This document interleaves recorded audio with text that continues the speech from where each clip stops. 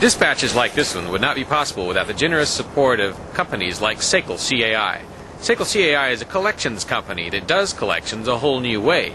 They know that not only do you want your money back, you want to keep your customers. Sakal CAI. They collect with respect. David Lee here signing in for RidleyReport.com this April 2nd, 2008 with a quick update on April 2nd events in the Brown supporter trial.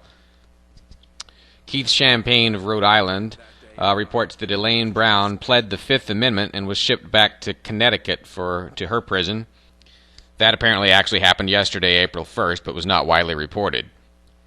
Keith also reports Reno Gonzalez's father, Jose Gonzalez, refused to come to New Hampshire and testify on the grounds that airport authorities tried to single him out for special screening. As I say, he's the father of Reno Gonzalez, one of the four Brown supporters on trial. Keith also reports Stephen Monier took the stand. He's the head U.S. Marshal for New Hampshire. He says Monier answered, "I don't know," to a great many questions. But he also reports that Monier answered by informing everyone in the court that it was actually not forbidden to go to the Brown house. So he was saying that in and of itself was not an arrestable offense. Keith Champagne, by the way, the source for almost all this information, is, I don't know if he's a long-time Brown supporter. I think he got into this more recently. He's the most active, I think, Brown supporter right now, and a very likable character. Seems to have been a real stand-up guy and just remaining involved in this after so many people have turned their attention away. Keith reports that there were two character witnesses for Reno Gonzalez in his part of the trial, and he says they were both very powerful, especially the second one. He said the second one was an Iraqi-American.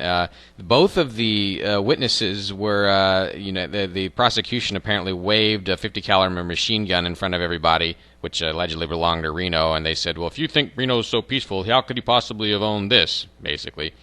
And I guess the second man had an answer for that question, the Iraqi-American guy. I guess he just sat there silently for 2 minutes and then finally said something very powerful that moved the jury. I don't know exactly what it was. It was something like he didn't judge a man, by his weapons, but by his character, that sort of thing.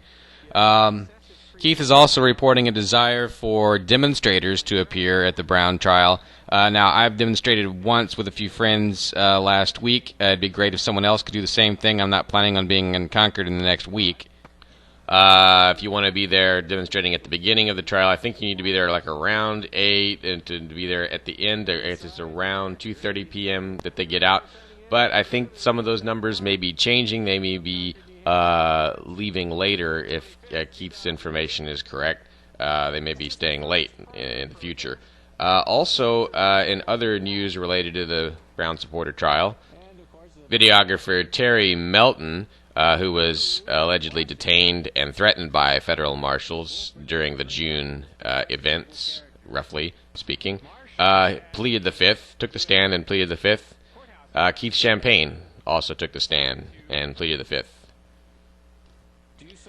Keith also reports a sense that additional arrests are expected and that Washington's maw has yet to be fully fed, so to speak. Also, I just had a chance to read this morning's Concord Monitor article. Everything there appears consistent with Keith's recollections, although there's some information in this report you won't see there and some info there you won't see here. There is a quote in the Monitor of interest. Head U.S. Marshal Stephen Monier does give a reason why he deceived the public regarding June 7th. According to the Monitor, Monier said, quote, "Of course, I would never say anything to the press that would give away our plan," unquote. Apparently he said that on the stand.